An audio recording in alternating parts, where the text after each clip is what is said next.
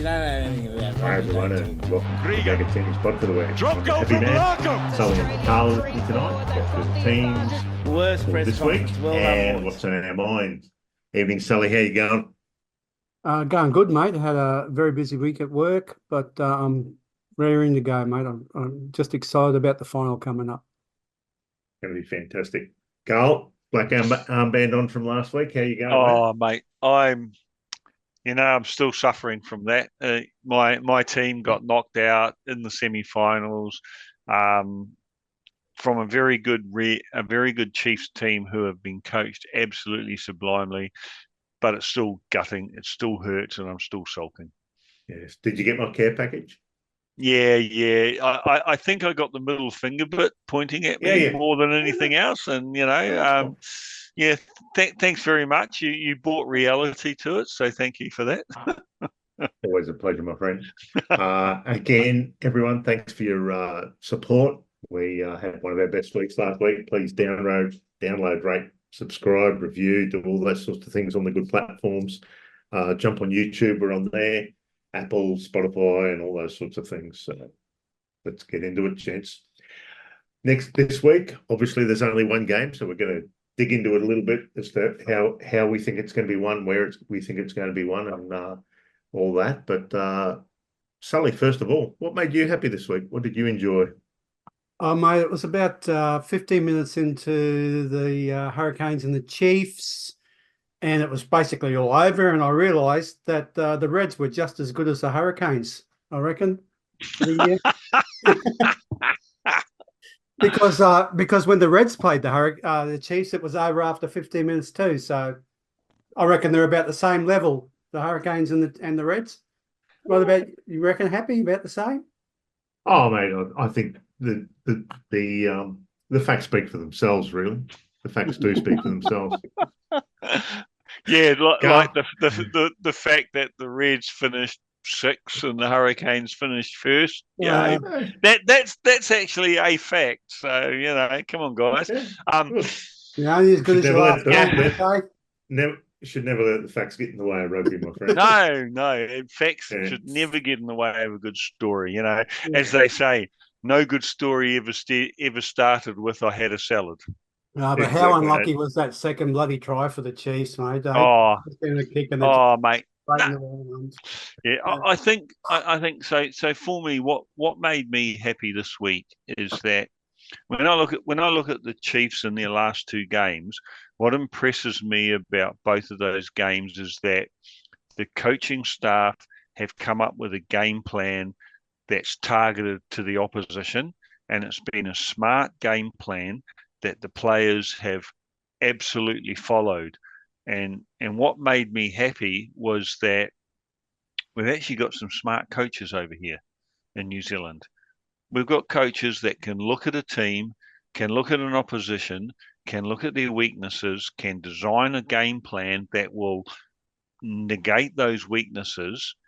And for me, as far as the future of rugby in New Zealand goes, so gutted my team lost, absolutely. I'm going to sulk about the Canes losing for a long time, but absolutely impressed with the coaching of the Chiefs and their ability to establish a game plan that works and have the ability to get the players on side and implement that game plan. To me, that was really, really cool.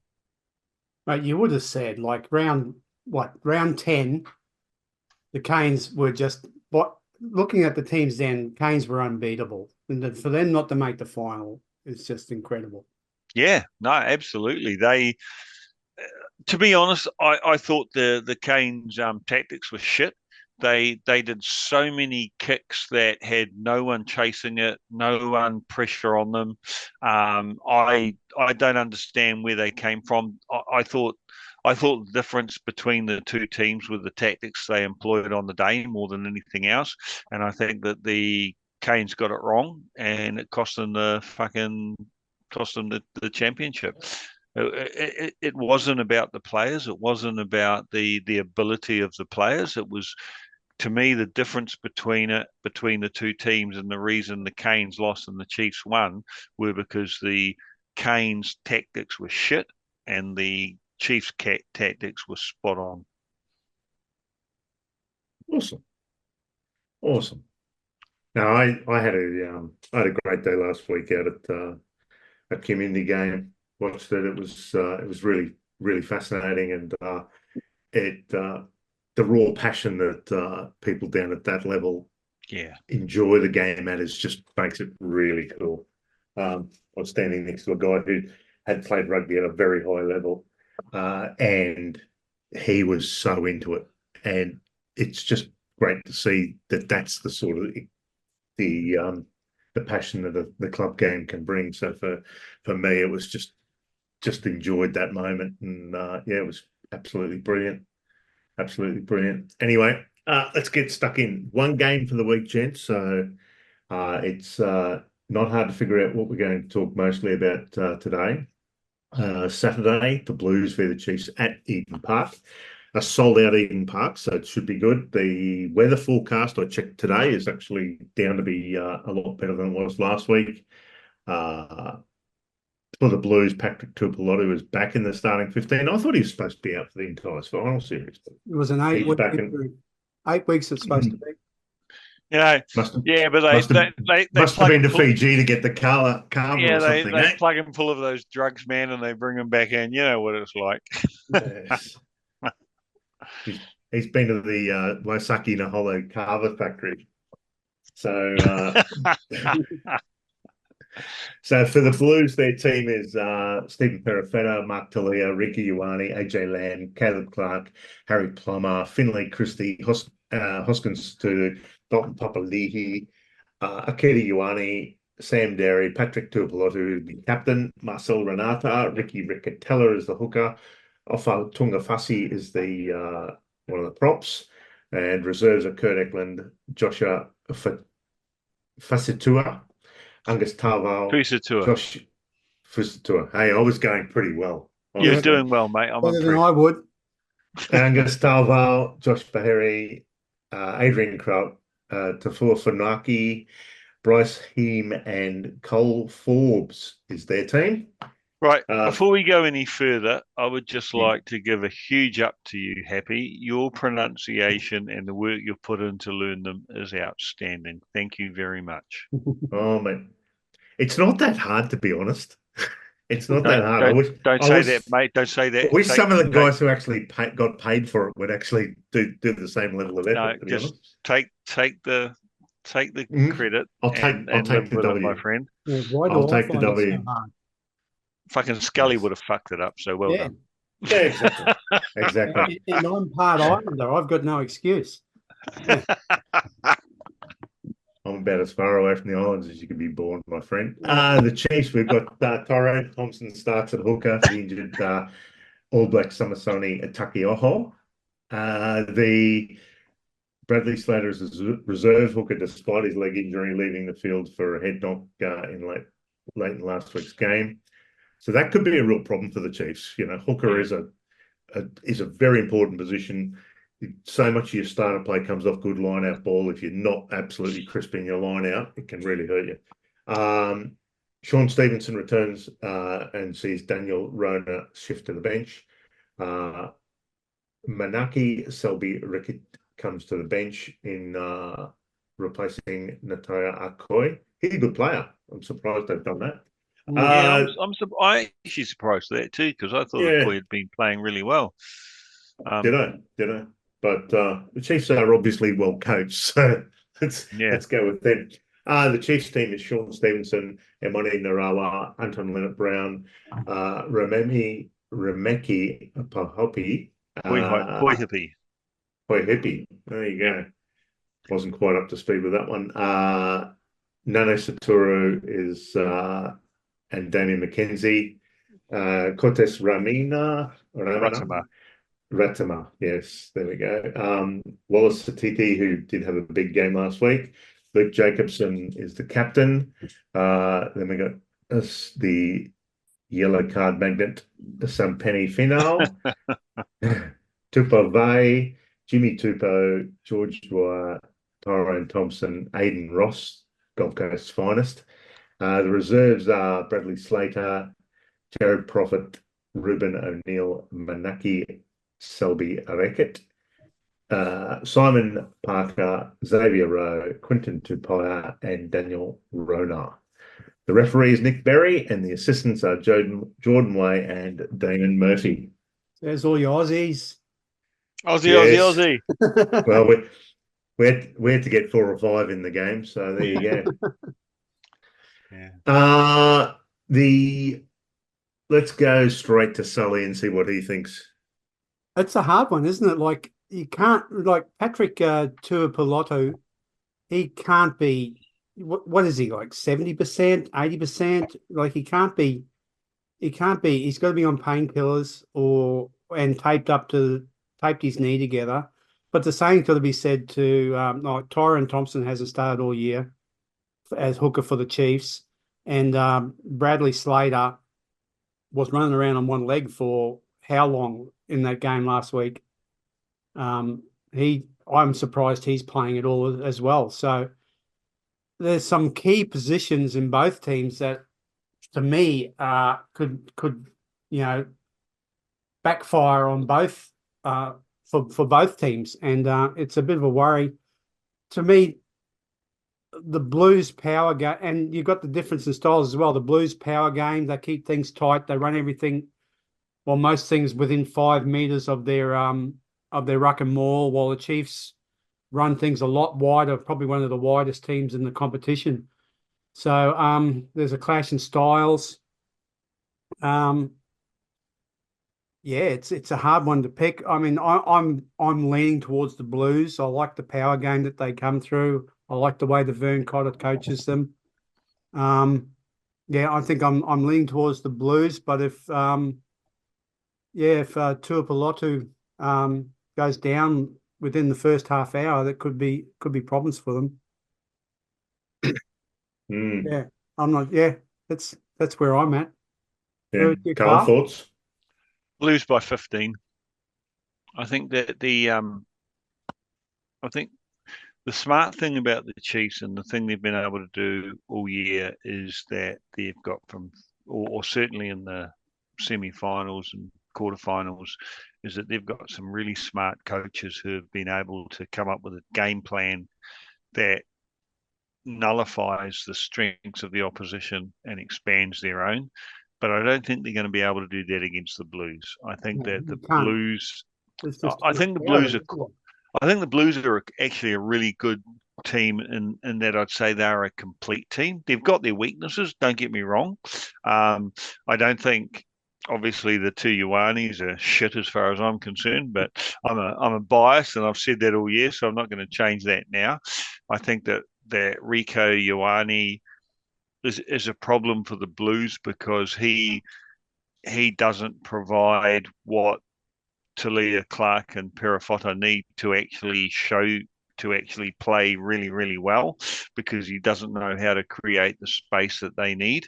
But at the same time, you give Rico Ioane the ball in space, and he is a fantastic player. So it's not like they're missing out on that much.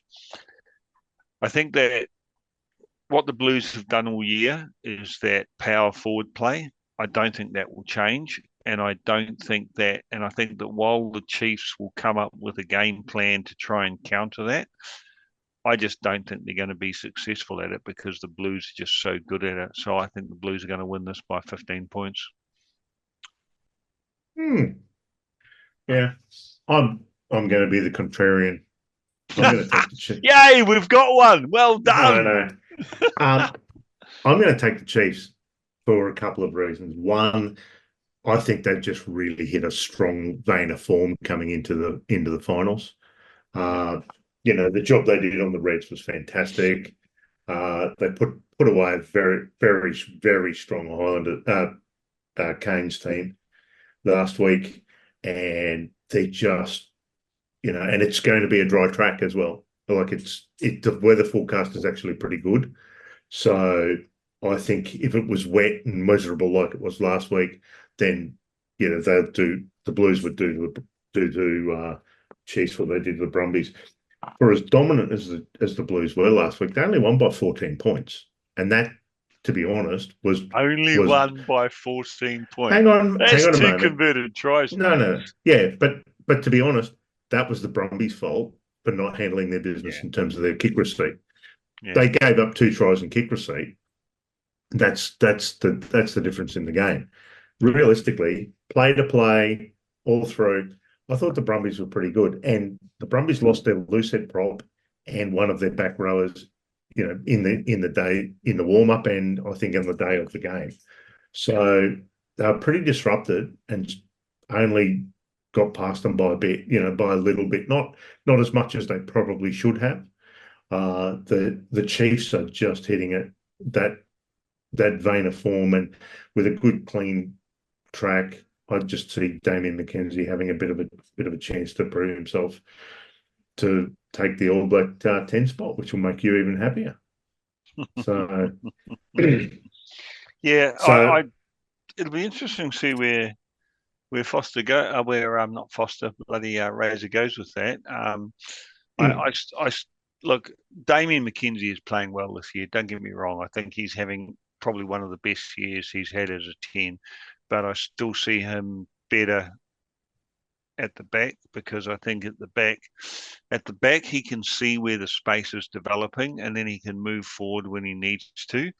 But when he's left in at the 10 and he doesn't get that ability to see where the gaps are developing, I don't think he's as effective.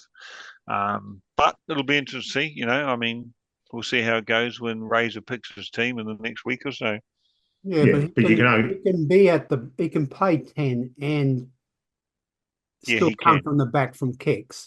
Yeah, you're right. He does, and he's one of those 10s that when the ball is going to the opposition, quite often he drops back into that sort of fullback role where he can do that, which is where he did that very well against the Hurricanes. If you look at when the Hurricanes were every time the Hurricanes were winning the ball in rucks and mauls and everything else, McKenzie dropped right out of that 10 role and he moved right to the back, so that when the kick was given, which kicks were absolutely atrocious by the Hurricanes, there was no planning for those at all, and it was half the reason they lost the game.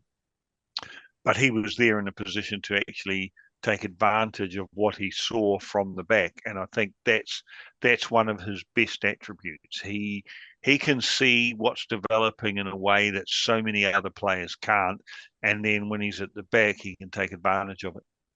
Yeah, I think with McKenzie as well is that he's got that able replacement, Sean Stevenson, and so many teams now are playing with their second playmakers, they're 15, not their 12. Yep. So you've got Sean Stevenson who can step up, or he can step back, and it's very much the same with the Blues. They've got Perifetta playing at 15, and he either steps into that second playmaking role, or he comes from the back. So I think the problem with Sean Stevenson, he's very weak defensively. Yeah, which is why he's playing at 15. That's why. Yeah, and to be honest, that's why he's never made the All. There's been a number of calls through the years that Sean Stevenson should be an All Black, but defensively, and this is one of the problems. And it's one of the problems we have over here. So many people over here look at the attacking play of players and do that without realizing that that's actually only 40% of the game. So 100%. So Sean Stevenson, 40% of his game is absolutely outstanding, but 60% of it is actually pretty shit, and that's the problem with him. Yeah. So 2-1, that's okay. I'm used to being on the. So two of us saying Blues, one of us saying Chiefs. And last week, I could see an upset with the Chiefs and the Hurricanes, but I'm less convinced of an upset this week. Yeah. Yeah. Hey, I picked the Chiefs I picked the Canes last week, and obviously was 100% incorrect. So did I, mate. So yeah, I did pick the Blues. I think we all picked the Canes last week. Yeah. So we are that good. So just to confirm, that is the only upset through the whole final series. So it's the only seeded upset, that's for certain. Yeah. So to confirm, Sully, you're on the Blues. yeah, I'm on the Blues. Yeah, and Carl's on the Blues, and I'm on the Chiefs. So that's it. Fair call. The thing of justice. I can actually see why you picked the Chiefs, and I think the game's going to be a lot tighter than what some of the semi-finals have been. So I think that calling the Chiefs is not a bad play. I mean, both teams could absolutely win this.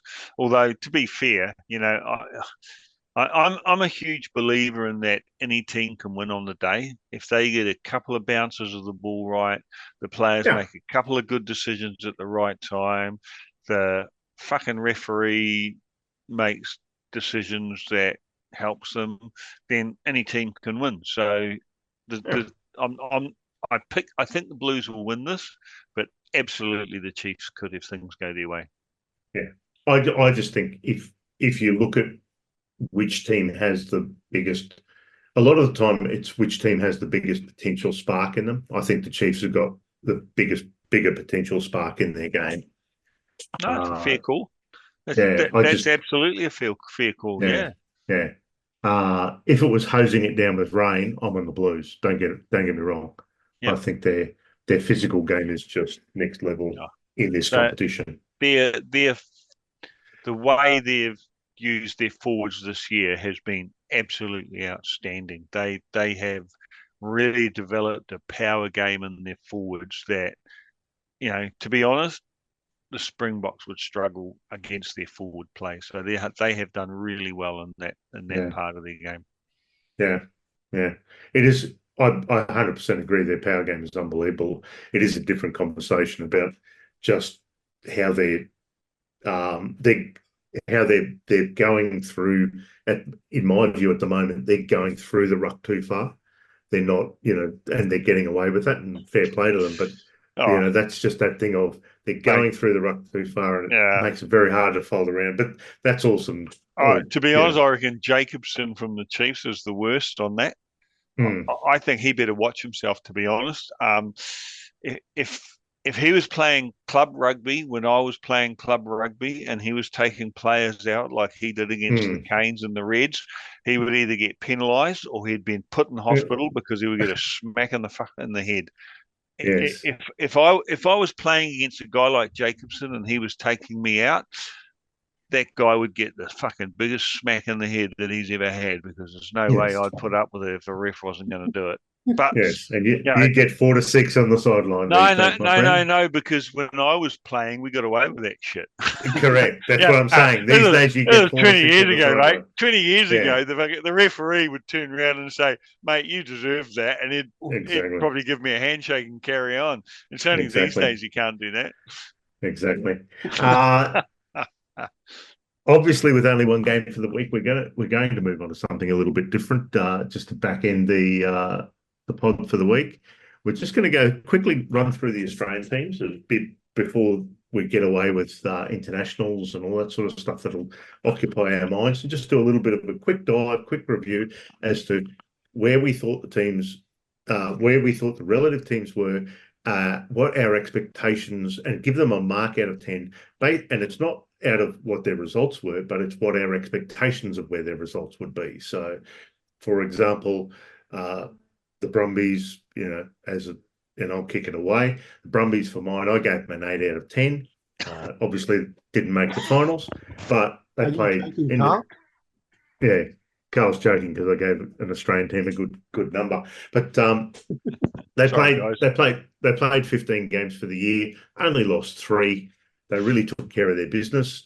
For mine, but I expected the Brumbies to be the top Australian team, so they can't get a 9 because I expected them to be top.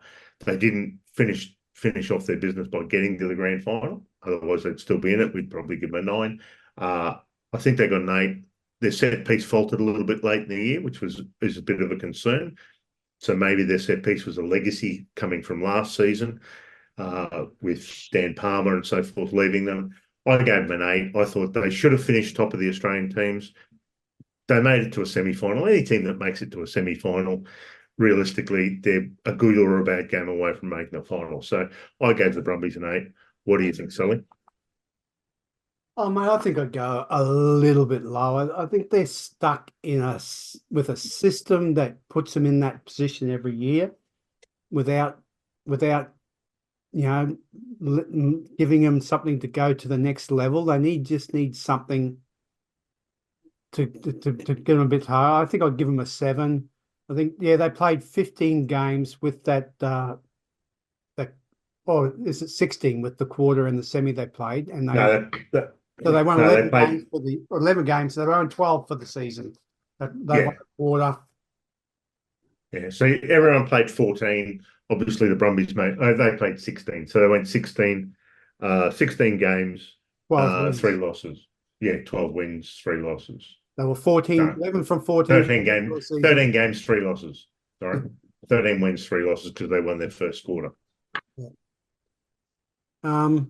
Yeah, I'd go about 7 for them. But I'm no fan of the Brumbies. Yeah. Yeah. Interesting. I expected the Brumbies to be the top Australian team. I think that they have probably the best coaching group overall. I think, don't get me wrong, I think Kiss is a better coach than Larkham, but I think that the coaching team the Brumbies have is better than the coaching team that the Reds have. When you look at their performance over the last 2 or 3 years, they were number 1, and I expected them, or sort of up there. Obviously the Reds beat them in the Super Rugby AU final, but if you look at the last sort of 5 years, the Brumbies have always been the better performing or in the top performing of the Australian team. So I expected that to continue. So for me, the Brumbies met their expectations, and for that, that's an 8 out of 10. I expect them to do something. They did it, so they get an 8 out of 10. But then we get into the bit that is the differential. The Brumbies have always been a very good team that has a very good forward pack with very good processes, very good development, and very good forward play.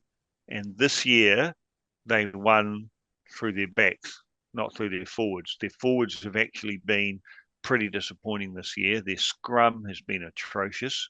I mean, even the bloody Highlanders gave them a hiding in the scrum. Their rolling maul has disappeared. Their ability to get their forwards over the line has been absolute crap, and they've won most of their games through really good back play where individuals in the backs have stepped up and done something. And to me, that takes at least 2 points off them.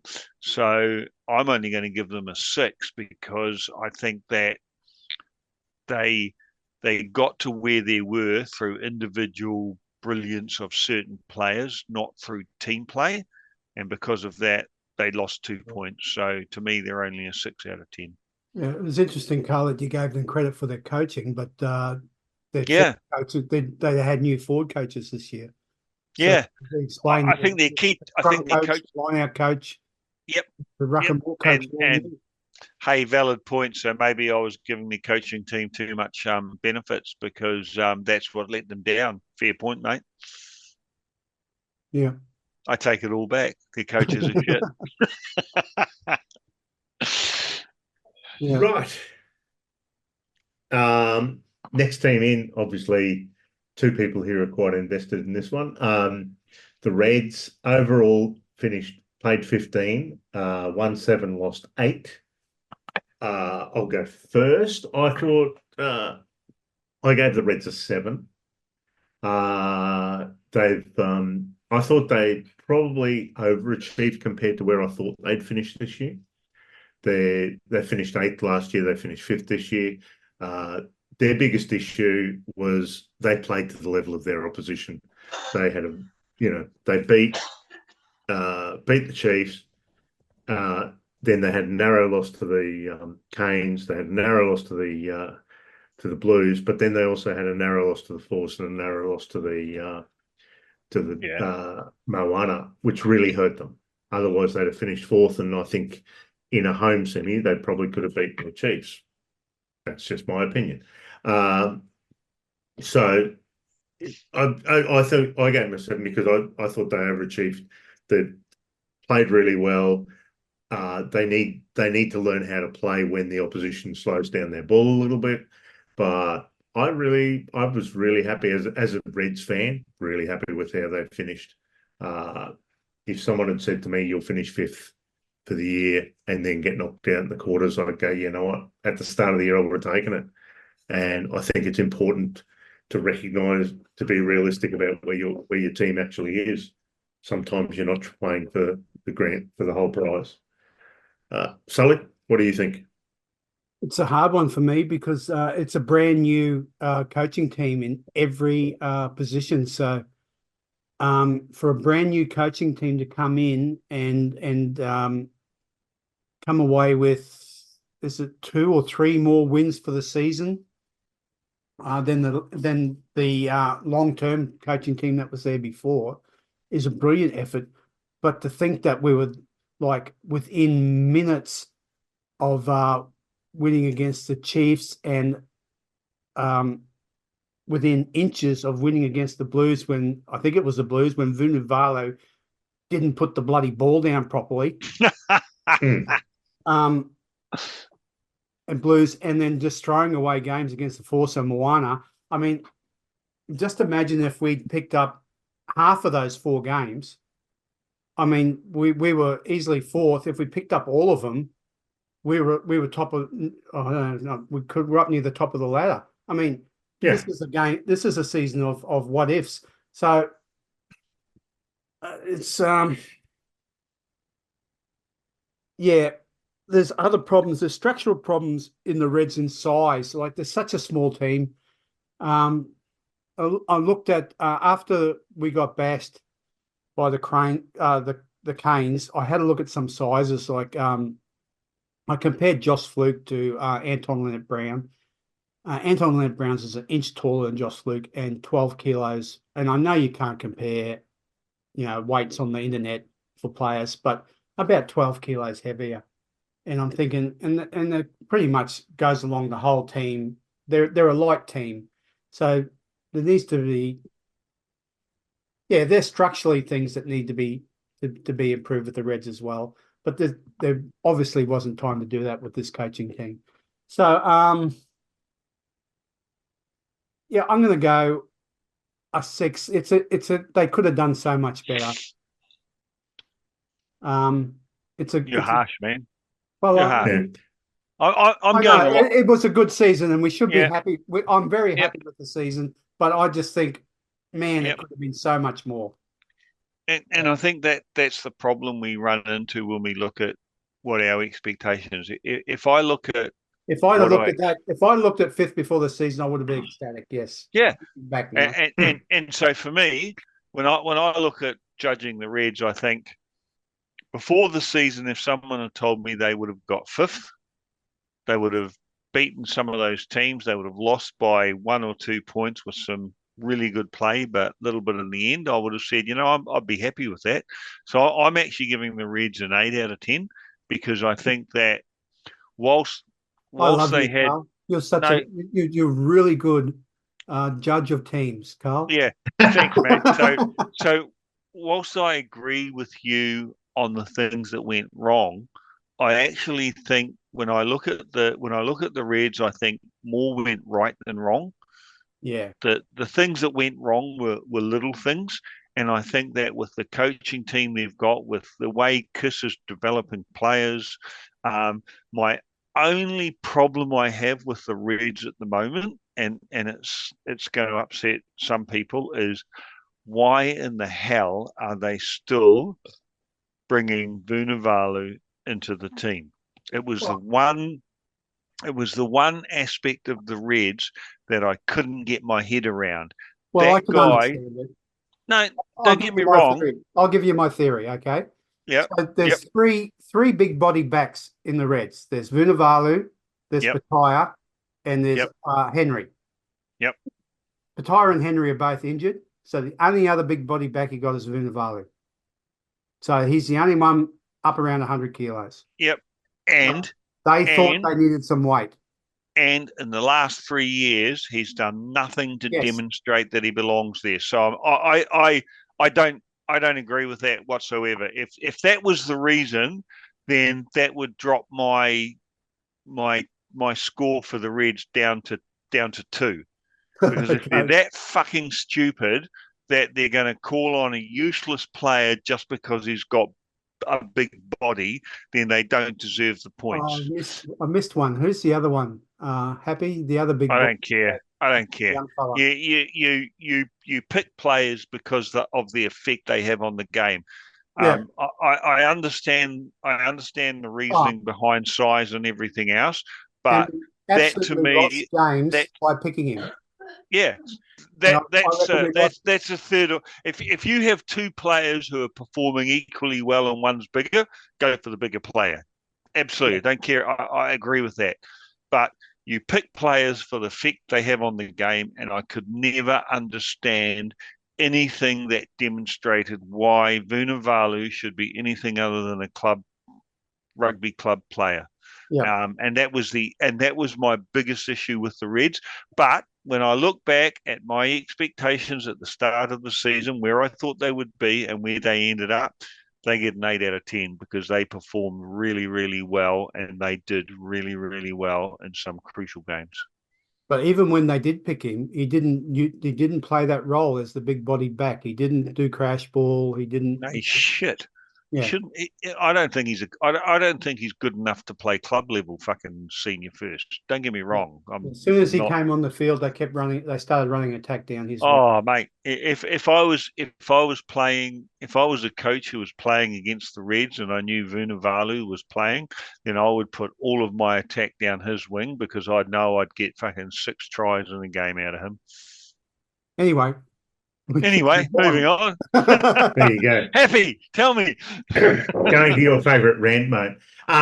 Look, sorry, I apologise. No, that's fine. That's fine. Look, I'm firmly of the view that certain players, depending on how they physically look, they get the opportunity to. They've got several opportunities to prove that they can't play, not prove that they can.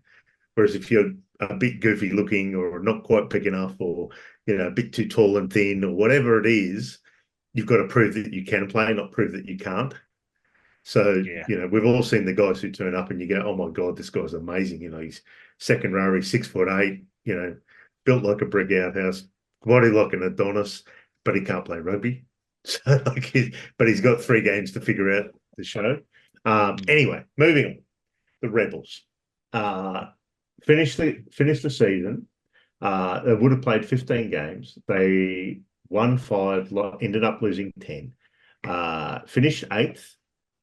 I gave the Rebels a solid 7 because, to be honest, with all of the problems they had, and it probably could have been higher, with all of the problems they had, with all of the things they had to overcome, I think Kevin Foote is Coach of the Year, and I think if the Tars have not lined him up, they are insane.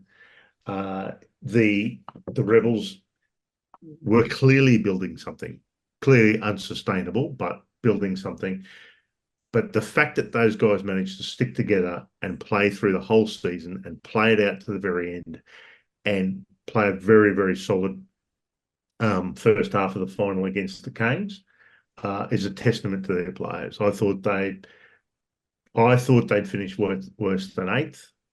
They finished 8th, and if they were still playing next year, they might have finished a little bit higher. They played right to the end, and I got nothing but respect for those guys. Sully, your thoughts? They always had a tough run home, and they lost the last 5 or 6 games from memory. But the forward pack was pretty good. Their tight head prop.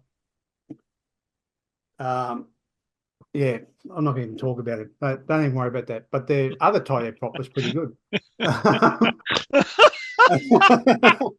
Oh, that's gold, mate. Yeah. What's he? I've forgotten his name. His other name. Talakai. Yeah, he had a great Sam season. Talakai. Yeah, he had a great season. Losing Lucan Solokai Lotto. I know he's not someone's favorite, but he's probably the biggest bodied lock that we have in Australia, and he manages to move, push his weight around a fair bit, and it's a big loss for a forward back to overcome. So I think they did pretty well. I'd give them a 6 or 7 out of 10. Yeah, they finished about where you would expect them to finish. So yeah, I'm pretty happy. They'd be pretty happy with where they got to, I think. Yep. No complaints from me. Carl, your thoughts? I think that look, I think they did better than I expected them to do. To be honest, I thought that the effect of the pulling them out of the season and all the other rubbish that was going around would cause more of an issue what it did, and I think they get bonus points for not letting that affect their gameplay on the day.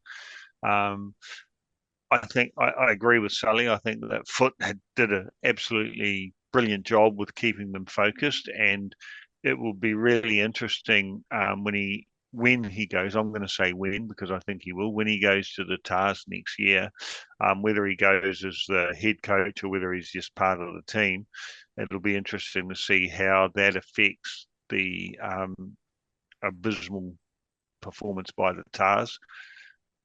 The only thing I'd say against the Reds is that, against the Rebels, is that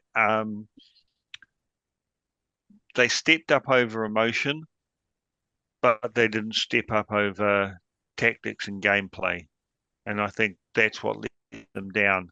I think the emotion of what was happening with the franchise carried them to a higher level than what their actual tactics, gameplay, and skills got them, and that takes a couple of points off them for me.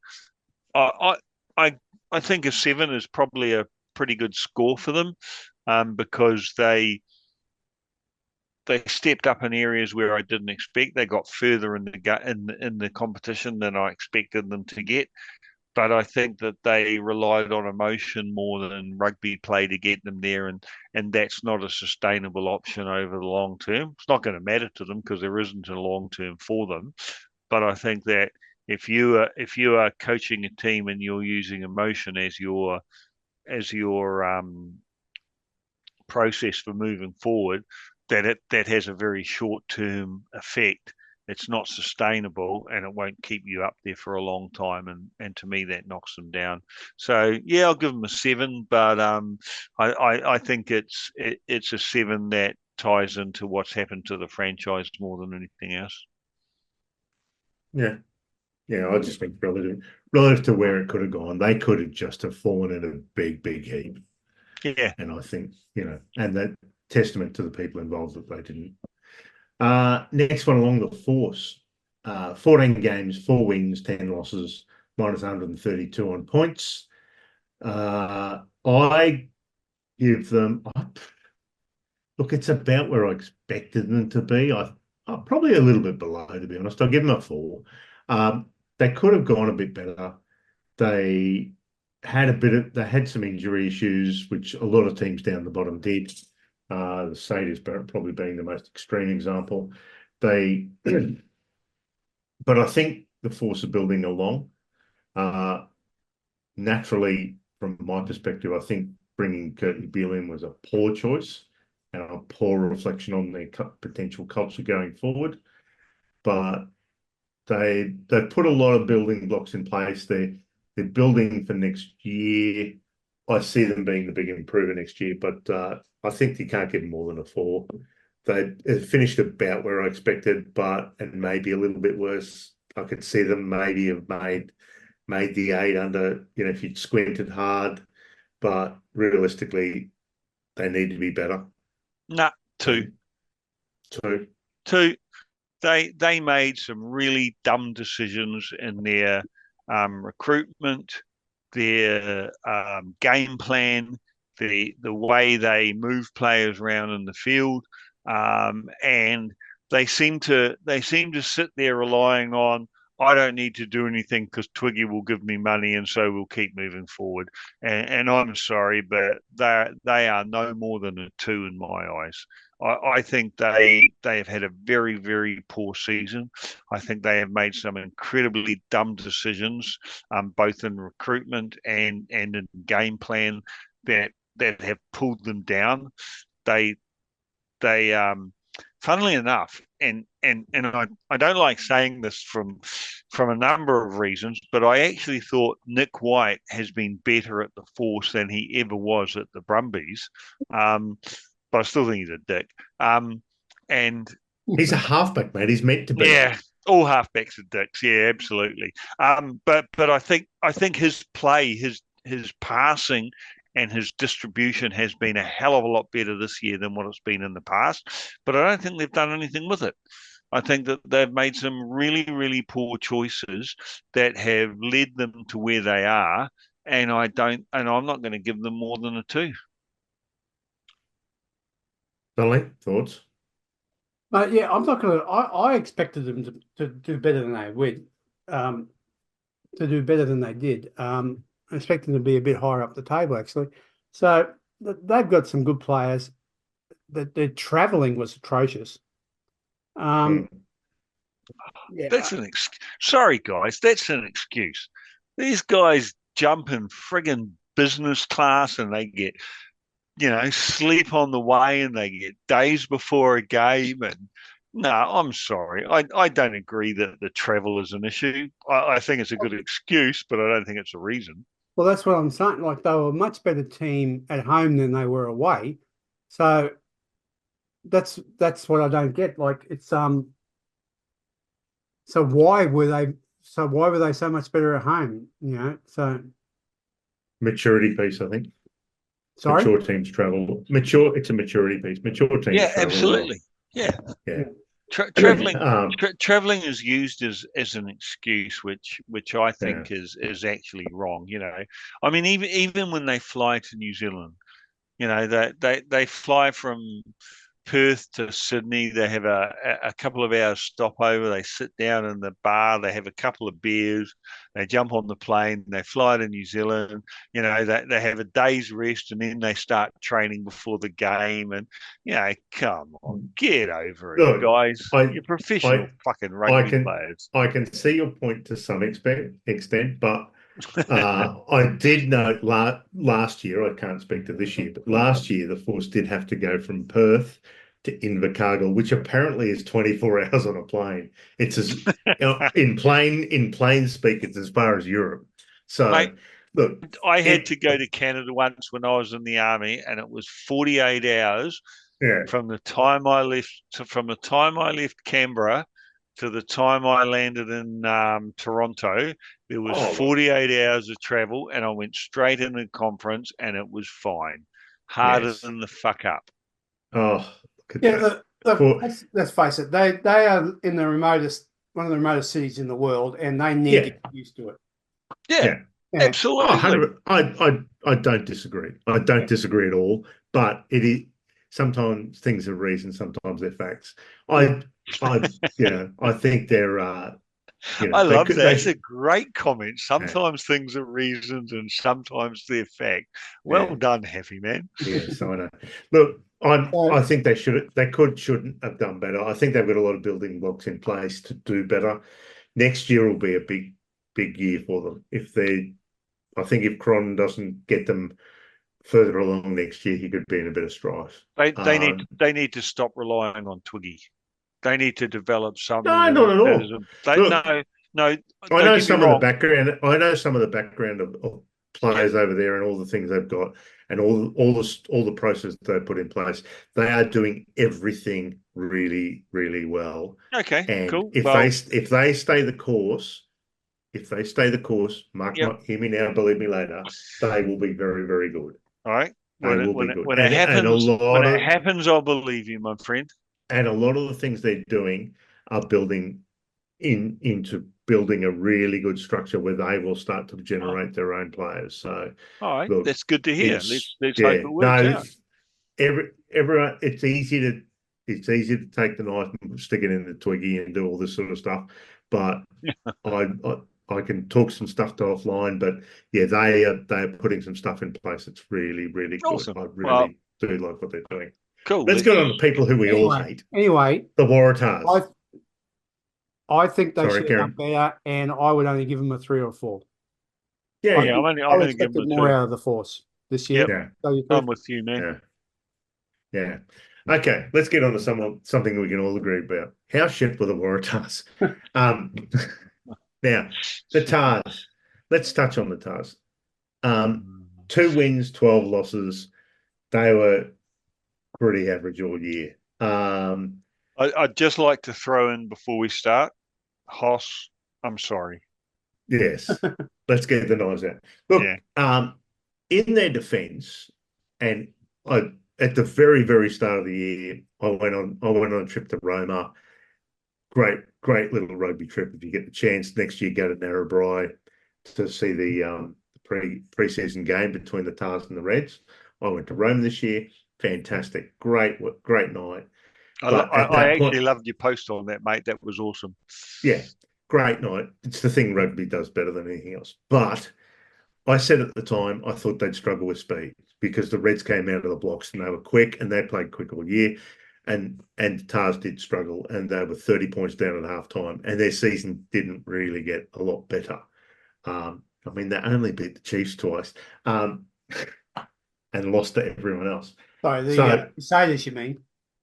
Yeah, Crusaders twice. Sorry, yeah, and it was only the Crusaders. But they didn't have a front row at the end of the year. Let's be serious. And we all know if you don't have a front row, you really struggle to get into the game. They played manfully all year. I think they did the wrong thing by getting rid of Coleman. But seriously, results are results. They can't be better than a 2. That's me. Sully? Yeah, I feel a bit, I can't believe I'm saying this. I feel a bit sorry for the Waratahs. Yeah, to lose that many front rowers in one season. You know this is being recorded, Sully, so people are going to use that from now on, that you feel sorry for them. Yeah. But I can't go as low as a 2. The circumstances without a front row for that long of the season to lose that many players. And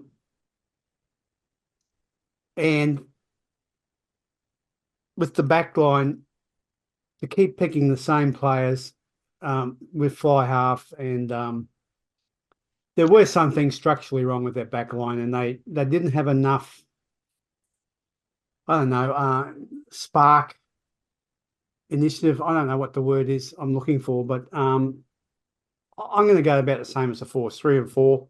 I think they would have been aiming at least 9-ish, 10, 9, 8 for the season beforehand, and to come in dead last, it was bad luck with the injury front, or hopefully it was bad luck. We haven't had the results of their audit yet, have we? But are we ever going to see that audit, mate? Oh, it depends on what the results are, I'm guessing. But yeah, mate, what's your thoughts? I think the problem with the Waratahs is that they have the expectations of Australian rugby on their shoulders. You know, they are the biggest rugby group in Australia. They have the most money. They have Rugby Australia sitting next to them in the office to provide them all the support they need. And there's a lot of feeling that the Waratahs should be the leading light in Australia because they have so much on their side. I know that one of the podcasts that I listened to with the from our Green and Gold broadcast, the other one, what's it called? The Drop kickoff. Yeah, the dropped kickoff. The people there, and it was a really interesting one where they talked about the poor culture that has been developed within the Waratahs, and I think that's the issue, because if you have all these things on your side, like the numbers of players, the money, the close links with RA and everything else, then you have to look past that to see what the problem is. And and it comes down to, well, it's the culture, it's the sense of entitlement, it's the way they aren't doing things they should do because they think they should have it as a right as opposed to having to earning it. As a New Zealander, would you say that there's similar things that's occurred in the past with the Blues? Yeah, absolutely. The Blues were absolutely like that. They felt, I'm a Blue. I'm going to be winning this because I'm in Auckland. I'm the biggest club in New Zealand, so I don't have to do anything. I just have to turn up and I'll win. And I think there's a fair bit of that in the Waratahs at the moment. I've been smashed on both the Raw and even on Green and Gold Rugby for my comments on Gordon. I think when I look at how he acts in a game and the way he sulks and the way his game falls over when things go against him, and then he gets argumentative and he throws his hands up, and to me that's the problem the Waratahs have. When the going gets tough, the tough get going, but when the going gets tough, they sulk and go away and cry. I'm giving them more points than I gave the Force, and it's based purely on the fact that my expectations with the Tars were actually met. I didn't expect them to do well. They didn't do well. So I'm not going to take points off them for doing worse than they expected. So I'm actually going to give the Tars a 5 because they actually met my expectations. I think they're shit. I think they've got a shit culture. I think they've got a shit organisation. They've got a board that doesn't seem to know what they're doing. And so they met my expectations. So I'm going to give them a 5 out of 10. Whereas the Force get a 2 because they were much worse than what I expected them to get. Very good. Interesting, isn't it? It is. It is. Well, gents, we've had a bit of a rant at all our teams, so I don't know that we necessarily need to go with shouting at clouds unless there's something specific that you want to have a bit of a crack about. What do you think, gents? I'm going to have one, and I'm going to say, guys, stop. The referees, all of them, are going through a process where they are learning, they are developing, and they're getting better with every game. Give them a break. Okay. I'm just going to say that the Reds are playing Ulster on February the 7th, and I think that Green and Gold Rugby needs to send a veteran reporter there to report on the game in person. I would support you going to that, Sully. I think you should. Hoss, fun, Sully. Exactly. Look, I think you should take on the whole tour, my friend. Have you seen the tour? I know, it's awesome, isn't it? Yeah. If the Reds got the money to do, you know what I think you should do, mate? I think Green and Gold Rugby should go to the Reds and say, you know what? We want you to bring us on board as part of your team. Yes. Look, it's it's part of what the whole thing they're doing. They're really doing some good stuff at the moment, and their Northern Hemisphere tour that they're putting together, as well as their relationship with the Wild Knights. They do a home and away game. I think we might be going to Japan this year as part of their pre-season and so forth. Really, really good stuff. Just speaks to how they seem to be building a really good organisation there at the moment. And having been a Red supporter for the better part of 30 years, I can often say that's not been the case. I've spent years railing against them, but some of the stuff they're doing in that space at the moment, really clever, really good. I'm actually wondering where they're going to fit that game in against the Waratahs, that pre-season game. It'll be there. Why would you want to? Because you want an opposed run, but to be serious, realistically, though, Santos support as our shirt sponsors of both the Tars and the Reds. That game will happen, people. No, okay, fair call, but realistically, they're going to get anything out of it, unless the Waratahs have some dramatic changes, not at the player level, but at the organisational level, nothing's going to change. There's going to be some major changes, isn't there? Nothing's going to change to what's happening at the moment, because it's not. I agree they have an issue with culture which affects the players, but it's not actually the playing team that's the issue. It's the management organisation, it's the governance, it's the strength and conditioning that's injuring their players rather than getting them fit. There are so many issues there that have got nothing to do with the players running out on the field each weekend, and that's what the Waratahs need to sort out. I just don't know whether they're going to do it. 100%. Look, they will, because they're going to get it right eventually, but you only hope that they You're a glass half fucking full, aren't you, mate? I am today. Today I am. Normally I'm the kind of guy who goes, "What's the glass?" But no, I drink out of the bottle. I don't use a glass. Exactly right. Look, they will, because eventually everyone does. Like you look at the Blues. They were 3-4 years ago basket case. Hopeless. But they made some changes in important areas. Correct. Yeah. So they got a good CEO. They got a change of coaching. Yeah. They started developing things in the right areas. Yeah. So as long as they're prepared to do those things, then things can turn around. Big if. As we all agree, they've got the talent. Yeah. They just need. They certainly have. Absolutely. They need to put it in place. So. Absolutely. Anyway, that'll about see us out for the week, ladies and gents. If you're still listening, thanks very much. Please download, rate, subscribe, review, do all those good things. Share it with your friends. Share it with your enemies. We really don't care who you share it with, as long as you share it. Thanks for tuning into the Talking Teams for the week. And we'll be here for next week's edition again. Bye for now. See you, boys. Catch you later. See you, boys. Thanks very much, man. If you don't know anything about rugby, don't talk. Regan.